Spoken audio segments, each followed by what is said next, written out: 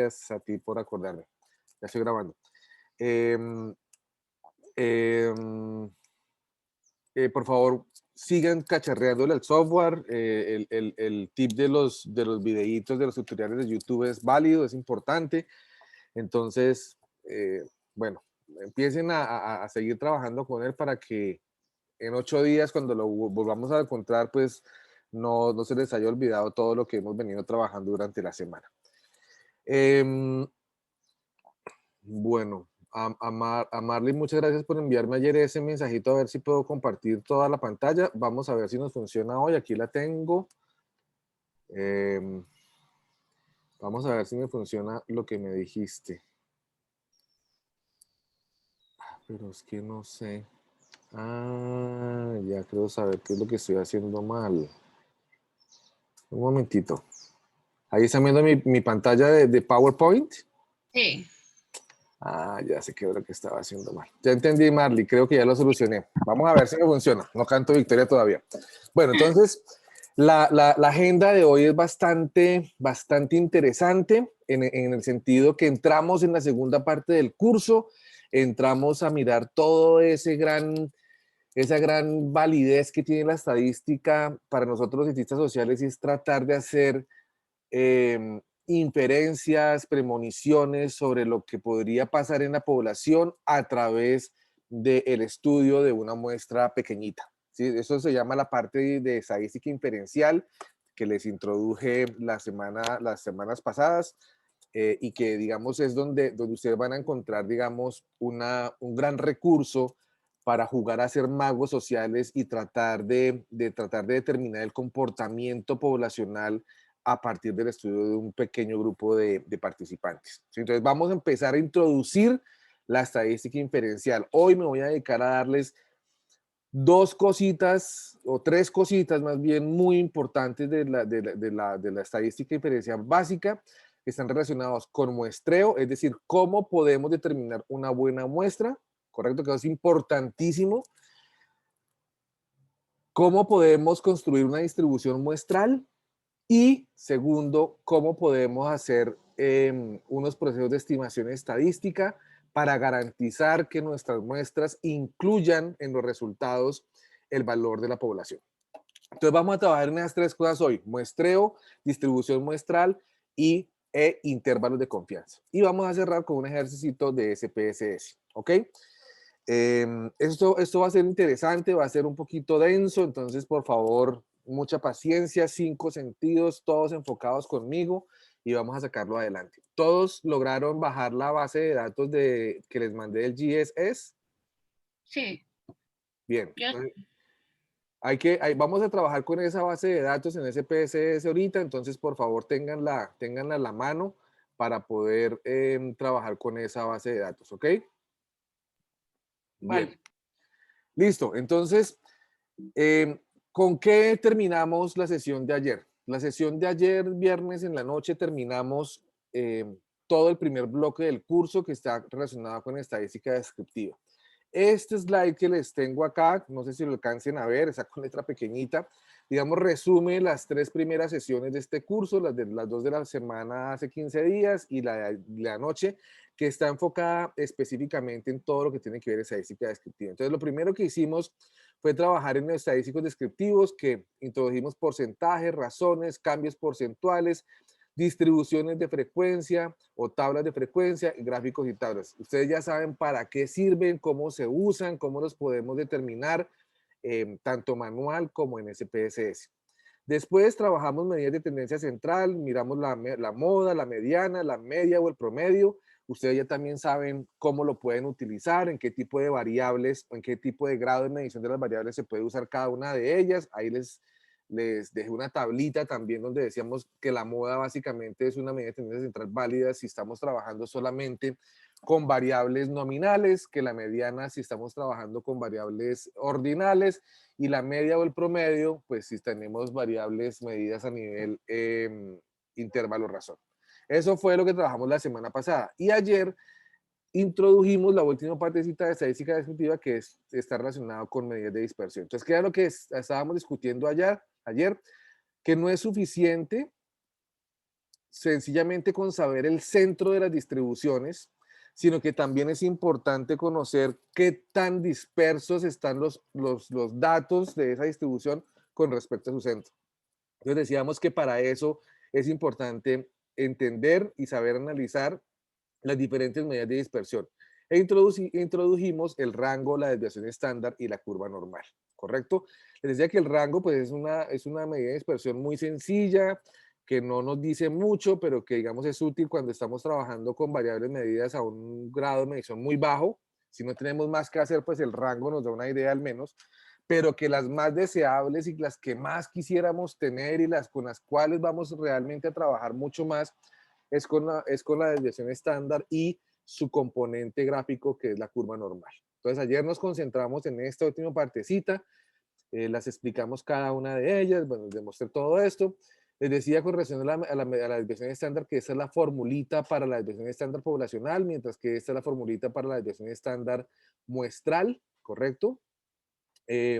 Y decíamos que esta medida de dispersión denominada desviación estándar, pues tiene una relación directa con la curva normal y que la curva normal, digamos, tiene una de las funciones particulares, es que nos permite convertir cualquier valor de los que estemos trabajando en nuestras bases de datos en Z-scores. Y les introduje el apéndice A, donde está la tabla de los valores Z, de los Z-scores, y más o menos ya aprendimos a analizarlas. Entonces, si ustedes en su cabecita se imaginan la curva normal, yo les decía que es importante que tengan presente que dentro de esa curva, si el área sombreada de esa curva va del centro hacia la derecha y hacia la izquierda, esa es la columna B, que es el área por debajo de la curva. ¿Ok? ¿Sí se acuerdan de eso? ¿Lo tienen en su cabeza? Toda el área que Sí. va desde el centro de la curva normal hacia el valor Z de la derecha y el valor Z de la izquierda, toda esa área es el área B, que es la columna B de la tabla. Y eso se denomina, lo vamos a denominar de aquí en adelante, el área por debajo de la curva. Y adicionalmente les decía que si dibujan otra vez mentalmente su curvita normal y delimitan un área a la derecha de un valor Z hacia la cola derecha y un valor Z hacia la cola izquierda y sombrean esas áreas hacia las colas, hacia las puntas de la curva, pues esas son las áreas C que equivalen a la columna C de la tabla. Y decíamos que esas áreas son lo que se denominan áreas por encima de la curva. ¿Ok? ¿Todos están conmigo? ¿Están con su cabeza y conmigo al mismo tiempo? Sí. Sí, Bien, listo. Entonces, ayer acordamos eso con relación a los Z-score. Decíamos que esos Z nos permiten calcular la probabilidad de que el valor de una de nuestras variables caiga u ocurra dentro de la curva de distribución normal.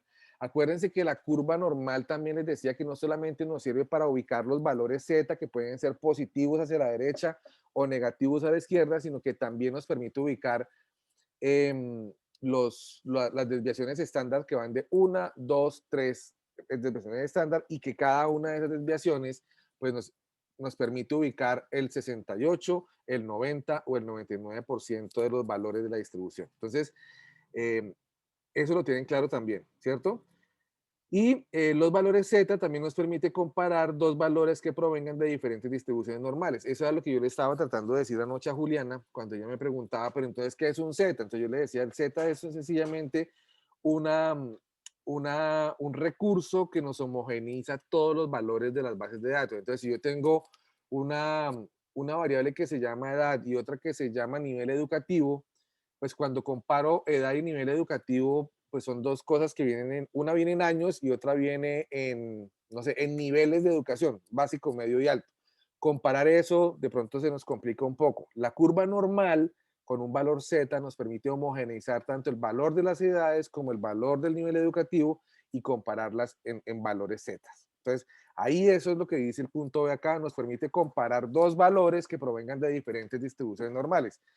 Puede ser edades y puede ser nivel educativo. ¿Ok? ¿Hasta ahí van conmigo? Sí. Sí, Bien. profe. E introdujimos la curva normal, definimos sus características, que tenía forma de campana, que tenía eh,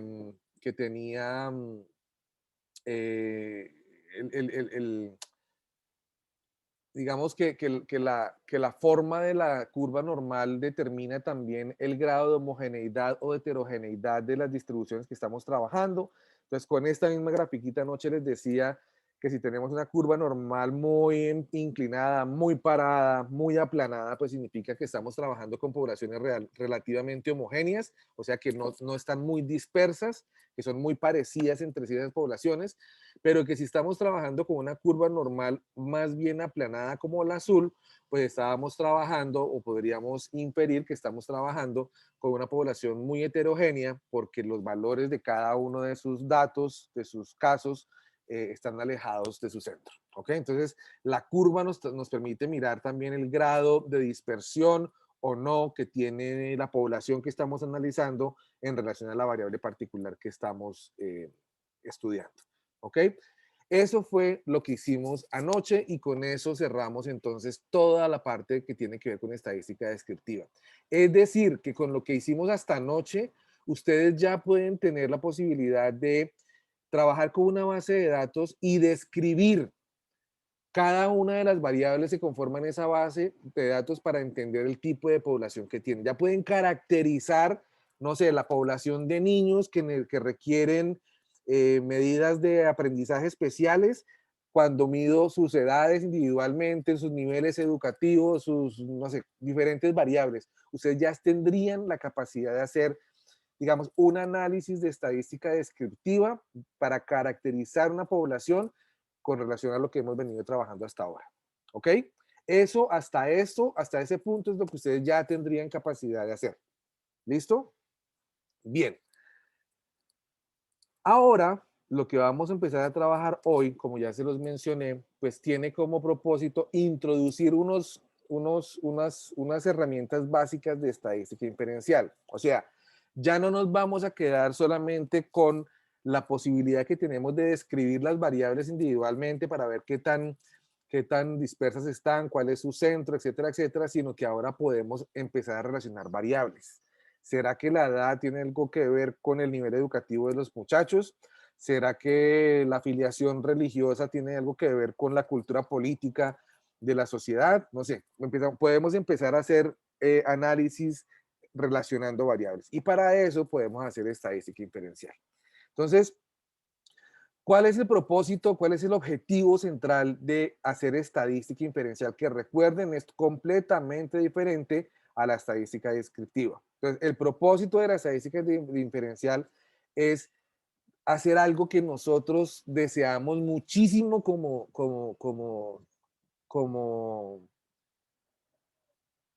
investigadores sociales, y es poder realizar generalizaciones de las características de una población a partir del reconocimiento de que no podemos trabajar con toda esa población, sino a partir de una muestra específica. Entonces, si nosotros somos capaces de hacer un análisis general para toda nuestra población de interés, ¿correcto? Sobre toda la población de industrias culturales en Cali, a partir de trabajar con un grupo más pequeño de esa población, entonces podríamos hacer estadística inferencial. ¿Ok? Entonces, el propósito de la estadística inferencial es poder hacer generalizaciones. Para nosotros sería muy deseable poder decir la población en general que se beneficia de las industrias culturales tiene esas características, ¿correcto? Y se los puedo demostrar con un altísimo nivel de confianza de que así es. Eso sería muy interesante, ¿sí? No sé, Juan creo que es el que trabaja con Melanie en Industrias Culturales, ¿verdad? En la Secretaría de Cultura, una cosa así, ¿cierto? Sí, los dos. Para ustedes, por ejemplo, sería muy interesante poderles decir a sus jefes, mire, jefecitos, yo les tengo la caracterización del comportamiento de, no sé, de los grupos de teatro de la ciudad a partir del estudio que hice con unos grupos mucho más específicos. Y yo le puedo decir con un altísimo grado de confianza, querido jefe, con un 90 o con un 95% de confianza, que lo que yo le estoy mostrando acá es real. ¿Eso sería una buena noticia para su jefe? Sería excelente porque el propósito es esto. Bien, sería muy bueno. Y para cada uno de nosotros en nuestros campos sería excelente noticia, ¿verdad? Pero ¿qué pasaría si nosotros nos acercamos a donde el jefecito y le decimos, jefe, mire, yo le tengo la solución, le tengo caracterizada la población de los teatreros en Cali a partir del trabajo de una muestra y con un 5% de seguridad le puedo afirmar que eso se comporta así? ¿Qué me va a decir su jefe? ¿Para qué eso? Compruébeme eso. Sí, o sea, cuando yo le comparo mi argumento, decirle, jefe, le puedo dar un 90 o 95% de certeza que mis conclusiones son válidas, comparadas con, jefe, le puedo dar un 5% de certeza que mis conclusiones son válidas, pues yo como jefe voy a decir, oiga, no, pues si usted me puede garantizar el 95 o el 90% de que usted lo que me va a decir es cierto, hágale y muéstreme esa vaina. Pero si usted me va a garantizar solamente el 5%, váyase de acá. O sea, ¿para qué me va a mostrar eso si yo no tengo un 95% de que usted está equivocado? ¿Sí me entiende? Entonces, uno de los grandes beneficios de la estadística inferencial es que esas generalizaciones que podríamos hacer de esa población que quisiéramos estudiar, nos la da con un altísimo grado de confianza. Nos lo da con un 90, un 95 o un 99% de confianza. ¿Okay? Un grado de confianza significa que mis generalizaciones tienen muy poca posibilidad de ser equivocadas. Si yo les garantizo un 90% de confianza, pues hay un 10% que me puedo equivocar, pero es un 90% es bastante bueno, ¿cierto? Ahora, fíjense que yo les estoy diciendo un grado de confianza alto de 90, 95, 99. Lo que sí les puedo garantizar es que la estadística no es 100% confiable. Yo no les puedo garantizar el 100%, pero hasta el 99% les puedo garantizar. ¿Eso les parece bueno o malo? Genial para, por ejemplo, cuando uno hace proyectos, Sí. que a veces se queda como que uno quiere decir algo, ¿no? Pero no puede ser una sentencia porque en un proyecto todo tiene que estar sustentado. Tremendas Exacto. herramientas estas para uno poder sustentar estas cosas y en los proyectos pues buscar lo que quiere. Exactamente, Juliana. Si tú vas a presentar sí, un proyecto para buscar recursos a nivel internacional y ustedes demuestran que sus poblaciones en general digamos, tienen un problema específico que necesita esos recursos internacionales y pueden demostrar que esa población realmente tiene esa necesidad con un 90% de confianza, un 95% de confianza o hasta un 99% de confianza, pues ese argumento va a ser muy valioso. Sus inversores internacionales van a decir, ah, no, Juliana me está mostrando evidencia bastante robusta de que esta población realmente necesita esta... Lo que pasa es que a ella, como yo lo último que hice que tuve, que me pareció súper mala. ¿La última qué, perdón? ¿Melanie? No, tenía activado el micrófono. En el micrófono. Ok, pensé que estaba hablando con los... Juliana, te interrumpimos, qué pena. Qué pena, qué pena. Ya. No, es lo que estabas diciendo, porque sí me pasa, pues estoy aprendiendo, yo quiero enfocarme mucho por ahí, por consecución de recursos a través de proyectos. Y entonces, pues claro, de una pienso en eso, con Aurora Vergara, cuando, hacemos ejercicios de eso y a veces ella me decía, bueno, usted sustente eso. Entonces aquí yo veo herramientas para sustentar esas cosas y evitar caer en lugares comunes o en sentencias, que una sentencia es algo que vos decís, pero ¿y de dónde salió eso? ¿Por qué me estás diciendo eso, cierto? Entonces, lo pienso en el marco teórico, o en todo, o sea, aplica para muchas cosas del proyecto, muy bacano.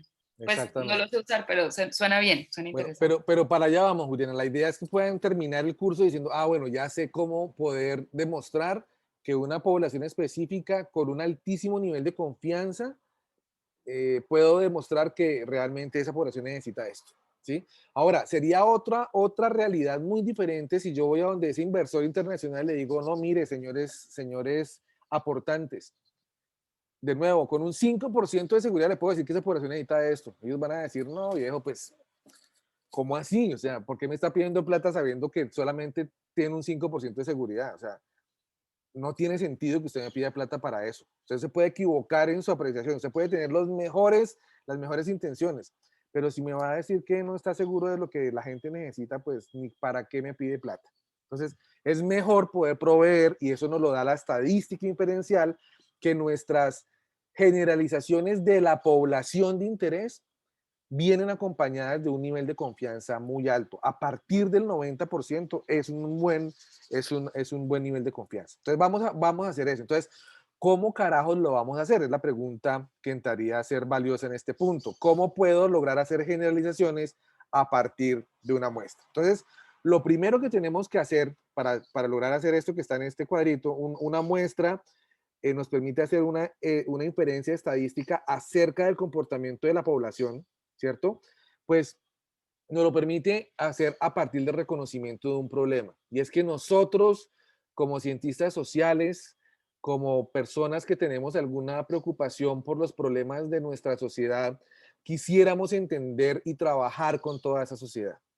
Pero, como les decía en la clase pasada, de las semanas pasadas, pues en la realidad nos queda muy complicado trabajar con toda nuestra población objeto de estudio. Sí, nos queda muy difícil reunirlos, preguntarles a todos, entrevistarlos a todos, hacerles observación participante a todos. Nos queda muy complicado. Entonces, debemos reconocer que nosotros, como humanos, pero con pero con preocupaciones sociales, pues tenemos una limitante y es que no podemos trabajar con todas nuestras poblaciones. Entonces, el reconocimiento de ese problema nos invita a mirar a ver cómo podemos solucionarlo, porque es que ese problema social es demasiado importante como para dejarlo sin estudiar, porque es que no podemos trabajar con toda la población. Entonces, a ese problema necesitamos buscar una solución, y la solución es seleccionar una muestra. Entonces, una muestra que es, básicamente es, como la grafiquita de acá lo muestra, es buscar individuos, diferentes individuos que tengan características de toda la población. Eso es una muestra. Entonces, debemos seleccionar una muestra para solucionar el problema de no poder trabajar con toda la población. Tal muestra debe ser seleccionada cuidadosamente y debe ser un subconjunto, perdón, representativo de la población. Y fíjense que la palabra representativo la tengo en negrilla y subrayada, porque una muestra, para poder hacer una buena generalización, necesitamos sacar una muy buena muestra. Y esa muestra debe recoger absolutamente, en la medida de las posibilidades, todas las características de esa población. Entonces, yo tengo que conocer muy bien mi población objeto de estudio. Ah, no, pues mi población objeto de estudio, no sé, para industrias culturales, particularmente los titiriteros, por ponerlo de alguna manera, pues es población que puede estar, que puede ser afro, que puede ser mulata, que puede ser indígena, que puede ser cristiana, que puede ser católica, que puede ser gente adulta, pero también pueden haber grupos de jóvenes, ¿sí? Como conocer cuáles son las características generales de esa población. Entonces, si Juan y Melanie quieren ir a hacer una caracterización de esa población, pues no van a poder, no van a terminar en 3 años tratándolo de hacer, porque la gente se mueve, la gente no se queda quieta, la gente reunirla va a ser un complique, etcétera, etcétera. Pero si conocen las características generales de esa población, lo que Melanie y Juan pueden hacer es coger un subgrupo de personas que traigan los atributos de esa población en general. Entonces, traer una parte de esa población que sea de raza afro, que sea de raza mulata, que sea una parte cristiana, que sea una partecita católica, no sé, que sean jóvenes, que sean viejos, etcétera, etcétera, y trabajar con ese grupito pequeño. ¿Correcto? Entonces, ¿qué significa? Si ustedes en la muestra alcanzan a recoger las características que definen ese grupo poblacional, eso significa que tienen una muestra representativa. ¿Ok? ¿Vale? ¿Me siguen? ¿Me están entendiendo? Sí, pues Bien. Perfecto, bro. No sabemos todavía cómo hacerlo, pero teóricamente, digamos, me entienden la idea de que es una muestra representativa, ¿sí? ¿Eso está claro? sí. Bien. Pero, Sería muy terrible que, no sé, Melanie se levantara un día y dijera, ay, qué mamera sacar una muestra representativa. Yo me voy a ir a la esquina y voy a mirar, a coger 10 personas, 15, 20 personas que están pasando por el frente mío para decir que esta es una muestra. Si Melanie hace eso sin tener en cuenta las características de la población en general, muy posiblemente va a terminar con 20 personas todas blancas, ¿cierto? O todas afro, ¿cierto? Pero ¿qué significa eso? Al Melanie al terminar con esa muestra o toda blanca o toda afro o mayoritariamente afro y una minoría blanca, pues profe, hay una altísima probabilidad de que no esté recogiendo una muestra que caracterice a toda esa población. Y si Melanie hace un análisis estadístico inferencial con esa muestra mal sacada, pues las conclusiones de Melanie van a ser terribles. Porque Melanie va a decir, no, pues es que todos los titiriteros afro básicamente lo que necesitan, perdón, todos los titiriteros de la población de Cali van a necesitar es esto. Pero realmente lo que Melanie está diciendo es que son los titiriteros afro los que están demandando esto, pero no puede hablar por todos. Entonces, las conclusiones de ese estudio de estadística inferencial de Melanie van a ser terriblemente dañinas para el, ¿cómo se llama eso? Para el sector de los titiriteros que conforma una parte de las industrias culturales de la ciudad. ¿Me hago entender? Sí, profesor. Bien, Néstor, dime.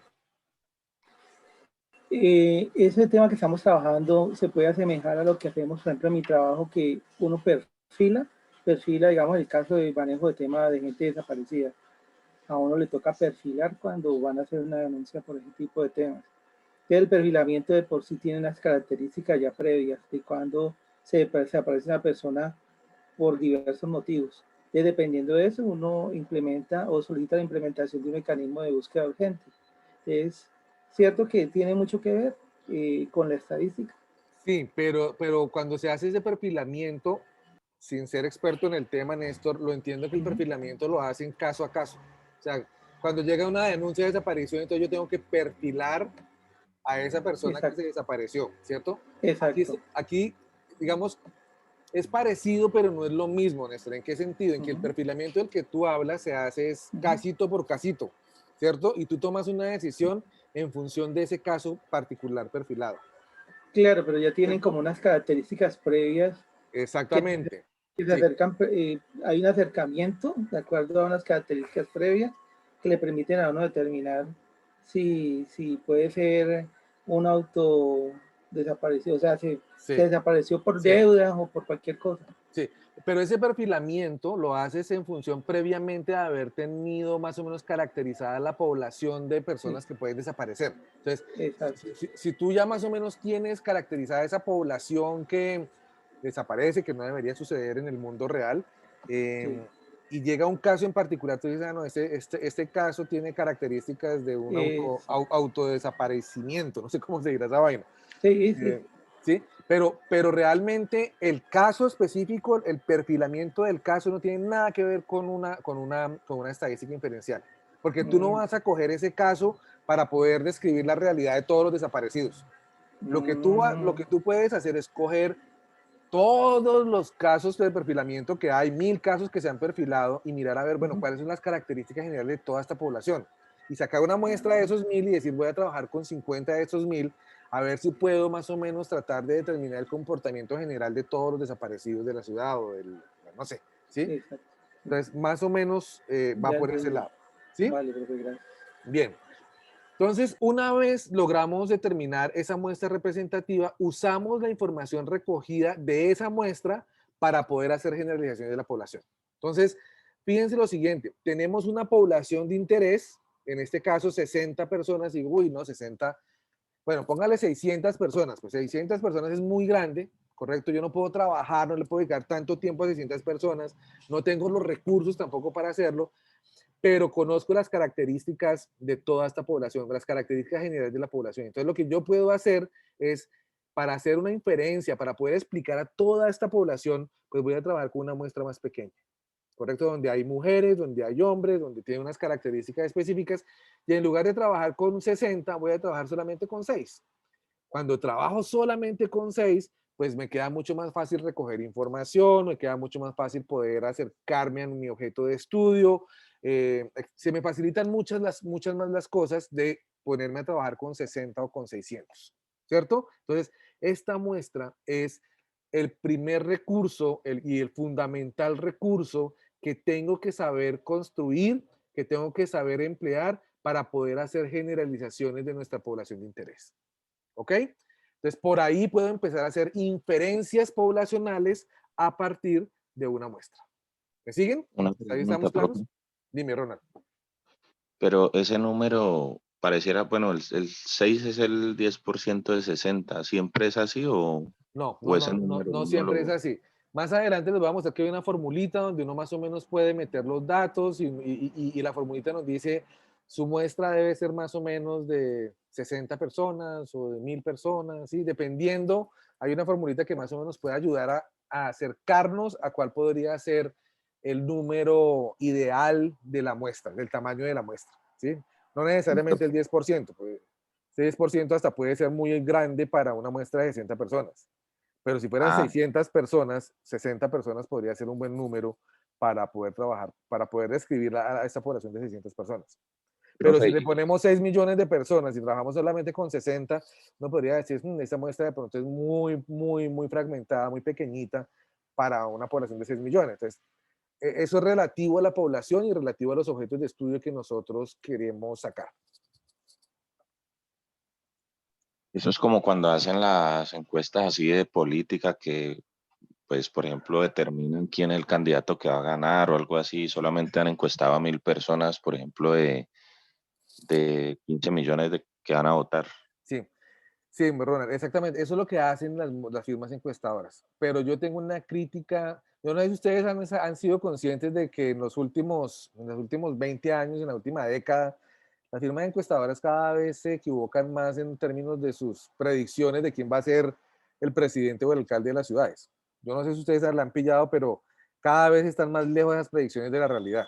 Como que las sorpresas electorales siempre han sido, siempre han ido en contra últimamente de las encuestadoras.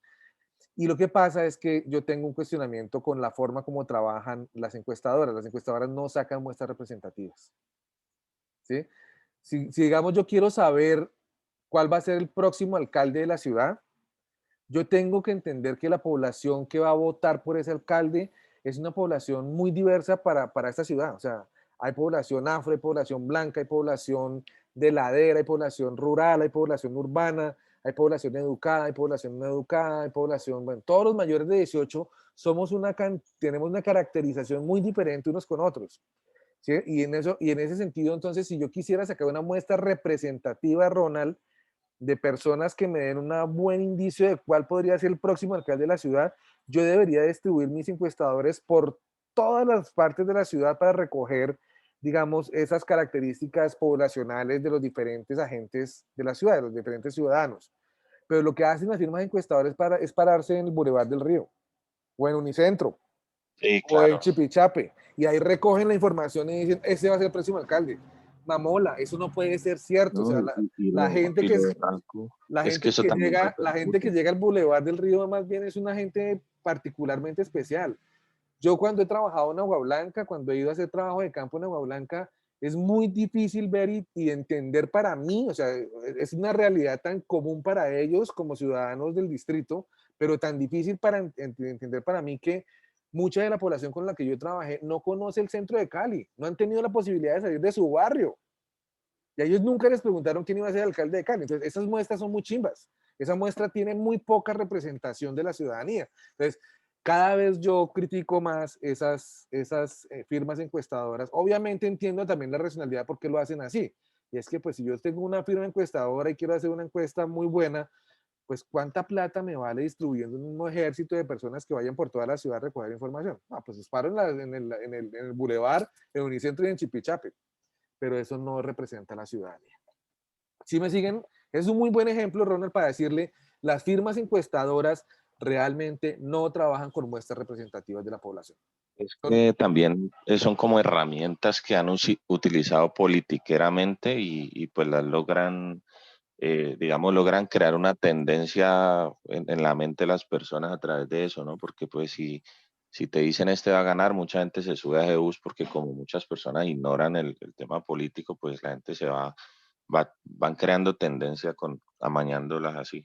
Puede ser, es una posible explicación, Ronald, pero ya es una explicación donde le metemos juicios de valor. O sea, que haya unos intereses particulares de las firmas encuestadoras. Entonces, encuestan donde les conviene para pasar una noticia que pueda sesgar los resultados electorales. Supongamos que sí, pero estadísticamente, digamos, la explicación real, sin juicios de valor metidos ahí, es una mala muestra, una mala selección de una muestra representativa.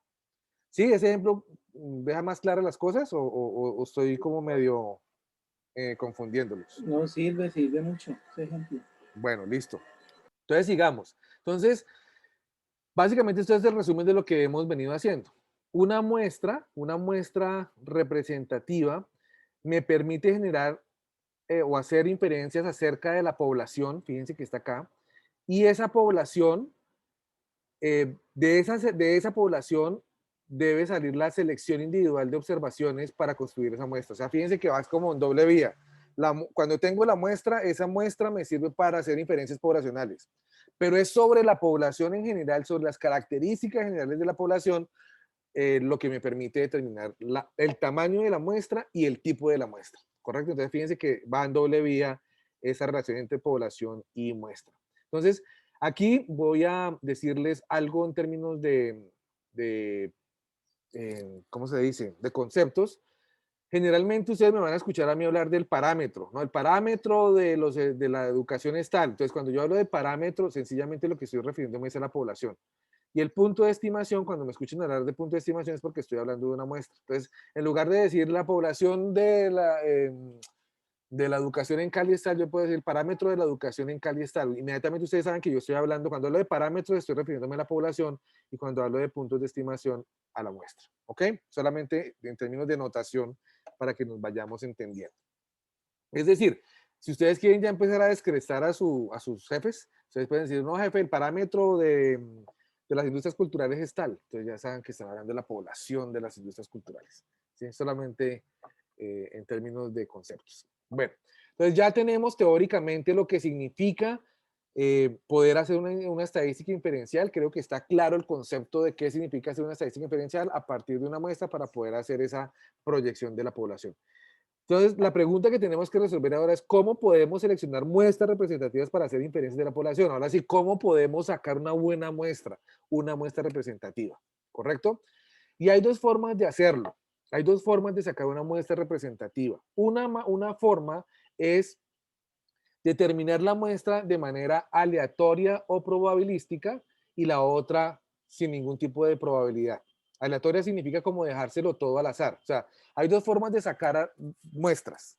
Una que es dejárselo al azar, o sea, de manera probabilística o aleatoria, y la otra por un sesgo particular de interés que yo tengo, o sea, no probabilística. ¿Sí?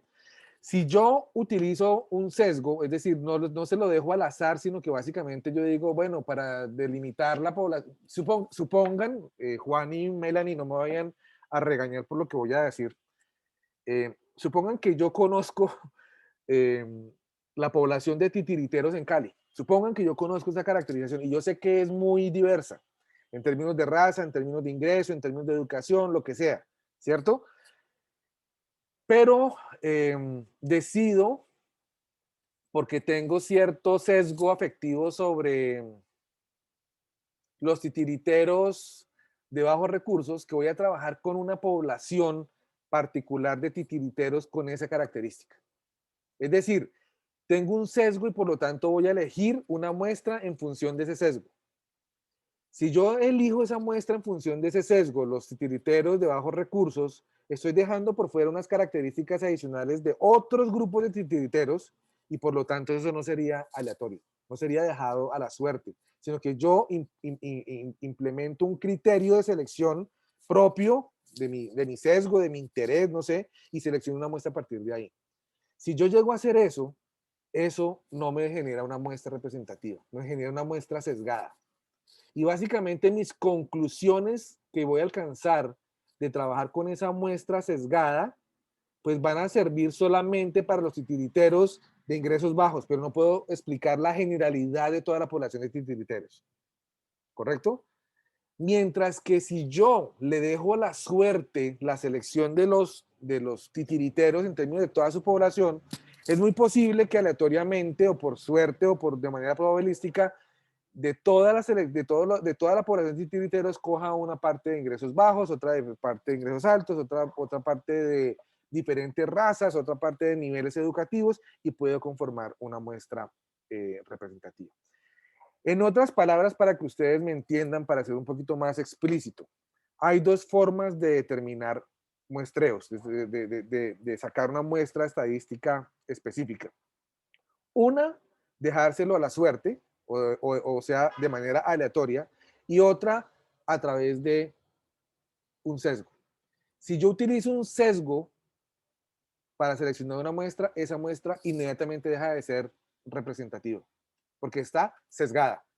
¿Sí me entienden esa primera parte?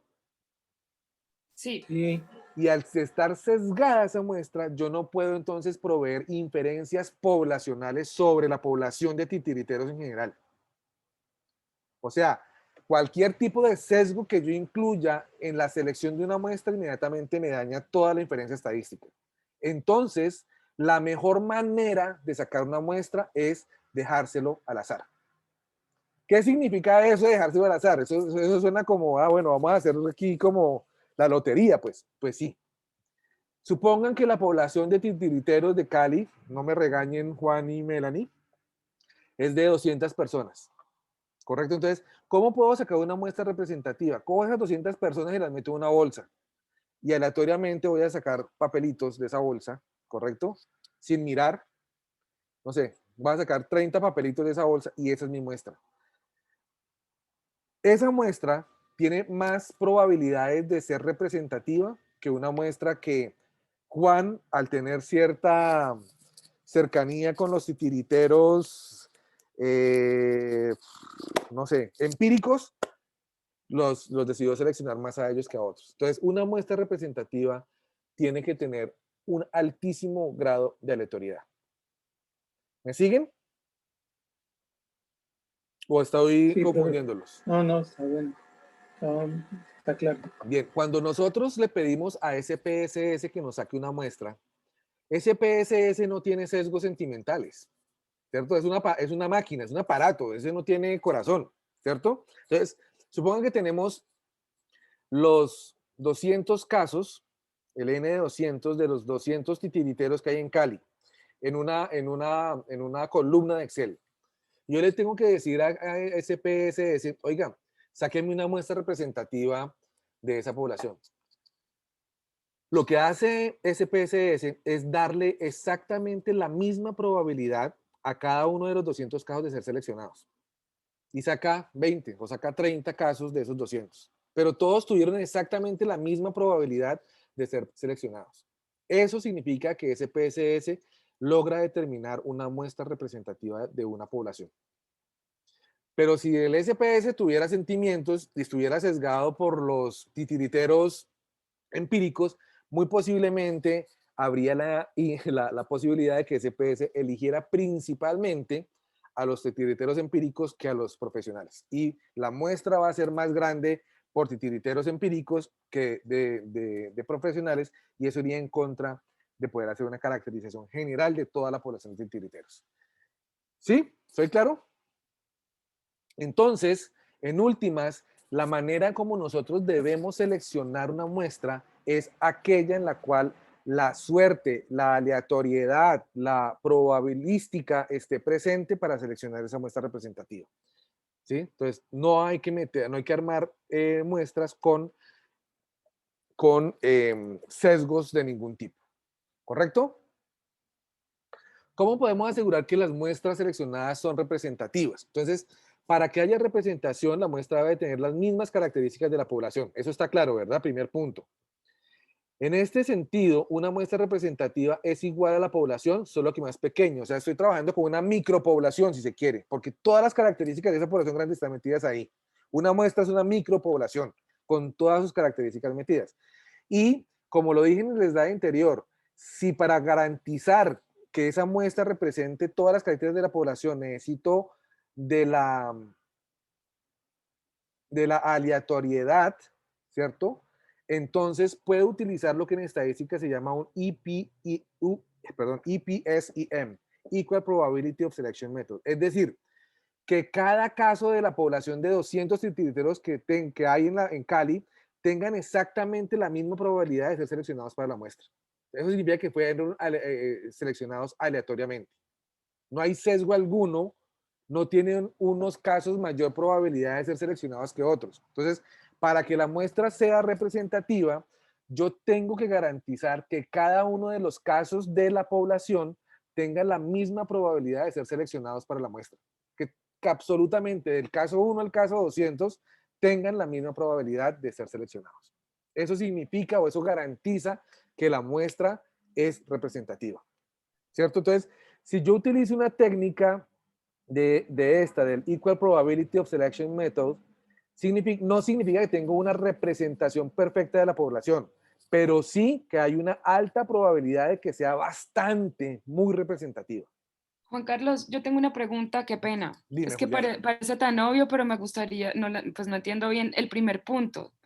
Yo sé que lo dejaste pasar de largo porque es como muy sencillo, pero si me pudieras explicar. A ver, dice, para que haya representación, o sea, para que la muestra sea representativa, mejor dicho, la muestra debe tener las mismas características de la población. Entonces, por ejemplo, Juliana, en tu caso, tú estás interesado en trabajar con una población que tienen un grupo poblacional, problemas de aprendizaje, problemas es que no sé cómo llamarlo, Juliana, yo no soy experto ¿Discapacidad en cognitiva? discapacidad cognitiva, pero las discapacidades cognitivas no son de un solo tipo ni de una sola manera, ¿no? Son de diferentes características, ¿sí? Entonces hay unos que Leve, tienen, media y severa, profe.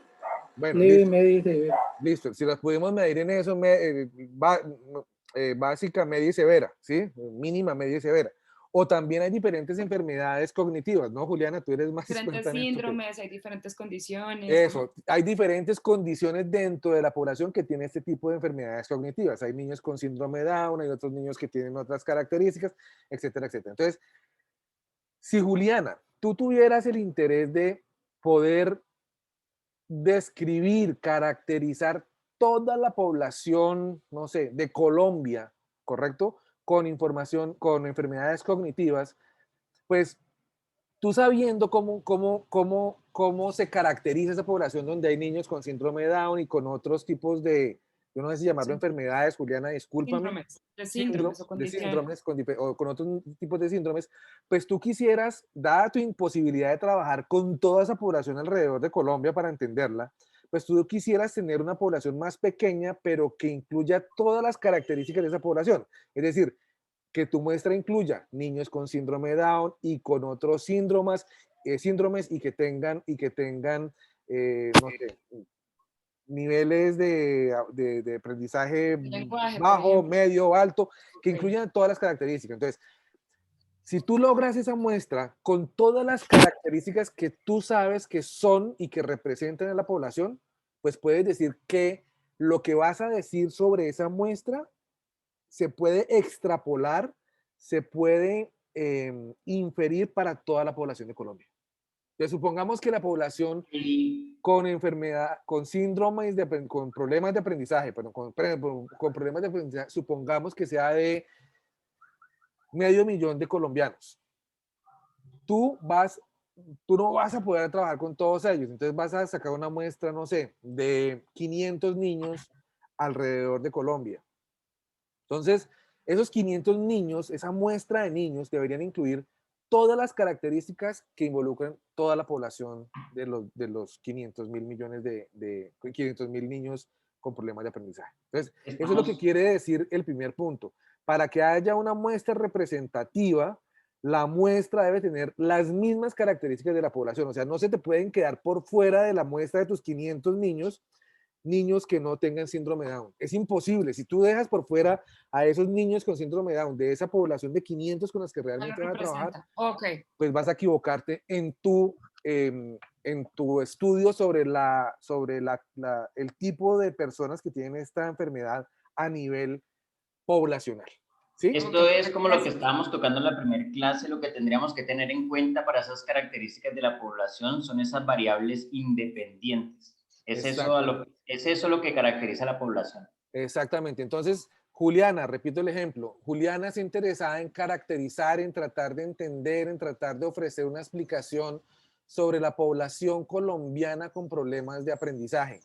Entonces, Juliana sabe que esa población, que es su variable dependiente, me parece muy bueno el ejemplo, Juan, con problemas de aprendizaje, pues está caracterizada por diferentes características, valga la redundancia. Entonces son niños o adultos con síndrome Down o con otros síndromes, eh, con altos niveles de educación, con bajos niveles de educación, con altos niveles de ingreso, con bajos niveles de ingreso. Todas esas son variables que explican la generalidad de las personas con problemas de aprendizaje. Entonces, como para Juliana va a ser muy berraco trabajar con toda esa población, le toca sacar una muestra. Y para que esa muestra sea representativa, pues esa muestra más pequeñita debe incluir todas esas características que Juliana sabe muy bien deberían hacer parte de la población de personas que tienen problemas cognitivos. ¿Sí? Súper, gracias. Sí. Bien. Ok, entonces repito, pero para entonces lograr eso, Juliana debería darle a cada uno de los 500.000 casos que involucran la población con problemas cognitivos la misma probabilidad de ser elegidos para su muestra. ¿Sí? Entonces, que el caso 1, la persona número 1 y la persona número 500.000 de Colombia tengan la misma probabilidad de ser elegidas. Entonces, si yo elegí la 1, exactamente la misma probabilidad tuvo de ser elegida la persona 500.000. Y así todos los casos del 1 al 500.000 para sacar una muestra de 500 tuvieron la misma probabilidad de ser elegidos. No hubo ningún sesgo, ¿correcto? Le dejaste la selección de la muestra a la aleatoriedad. ¿Ok? ¿Me siguen? Bien. Ahora, ¿cómo podemos sacar una muestra? Hay diferentes formas de sacar una muestra. Hay varias técnicas de sacar una muestra, ¿correcto?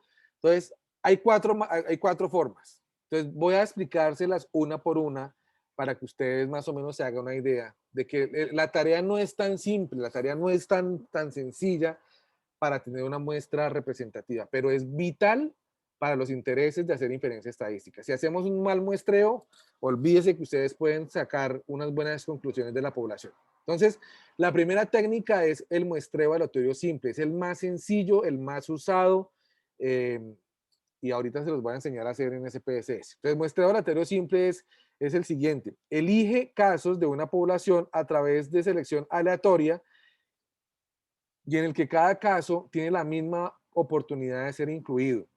Ok para poblaciones pequeñas. Entonces, supongan que ustedes están interesados o interesadas en hacer un estudio sobre la población de fumadores en sus respectivas universidades.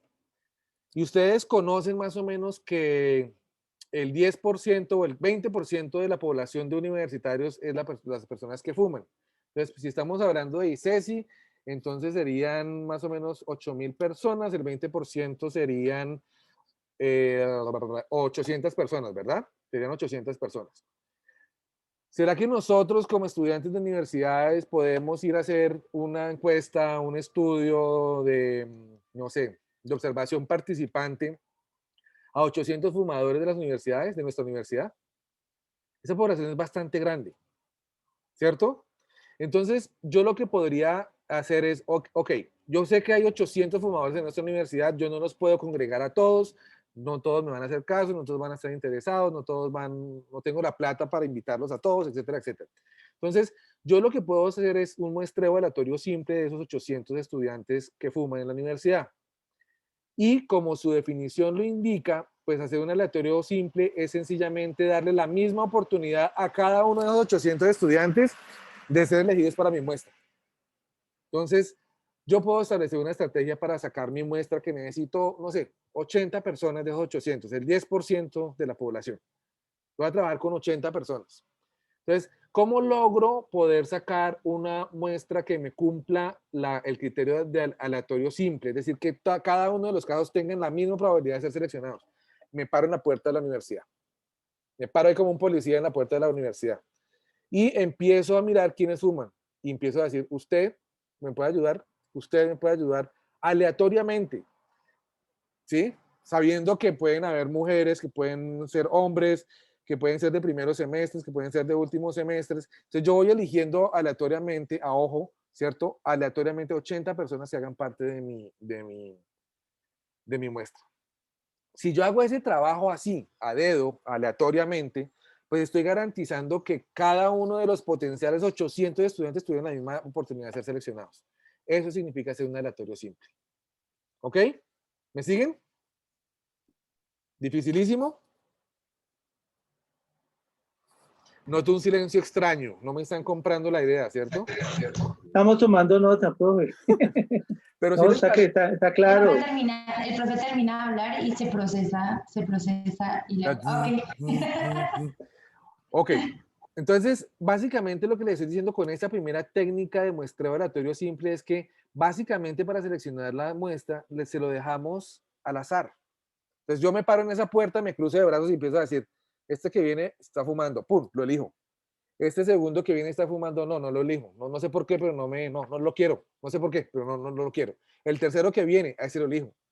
El octavo que viene, ese lo quiero, hasta que cumple mi muestra de 80. Pero que debe más o menos representar las características de los 800, o sea, que haya mujeres, que haya hombres, que haya primíparos, pero que haya también antiguos, que no sé, ¿sí? Pero que me incluya todas esas características. Aleatoriamente lo selecciono. Entonces, es muy fácil, es muy sencillo.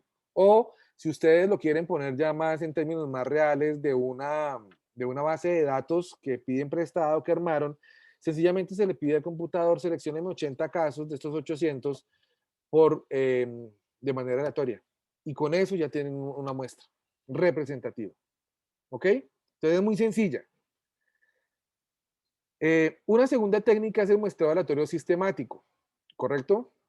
Y básicamente varía un poquito con relación a la anterior en un sentido, y es que elige casos a partir de la selección del primer caso aleatoriamente y los siguientes casos sistemáticamente se seleccionan a través de una regla común, ¿correcto? Entonces, fíjense que es diferente. Elige casos para armar esa muestra a partir de la selección del primer caso aleatorio. El primero es al azar, este. Y los siguientes casos en función de una regla que yo necesito para poder armar mi muestra.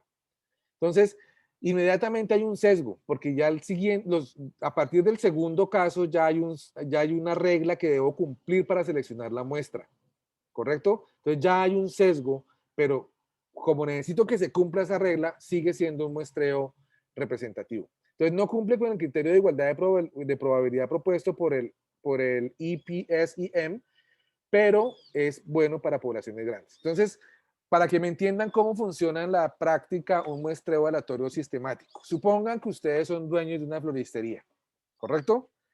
Y pues hay picos, supongan que ustedes son dueños de una floristería. Aló. Aló, aló. ¿Se le cortó a todos o solo a mí? No, Aló, ¿me escuchan? ¿Me escuchan? Muchachos.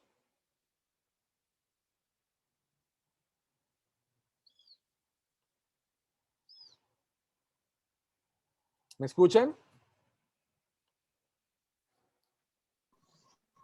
Aló, aló, ¿me escuchan?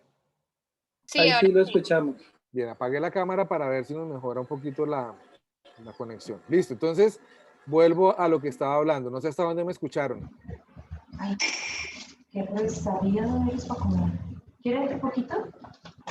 A ver, ¿quién tiene el micrófono abierto por allá? Bien, entonces la segunda técnica. ¿Quién tiene el micrófono abierto? Bien, la segunda técnica es el muestreo aleatorio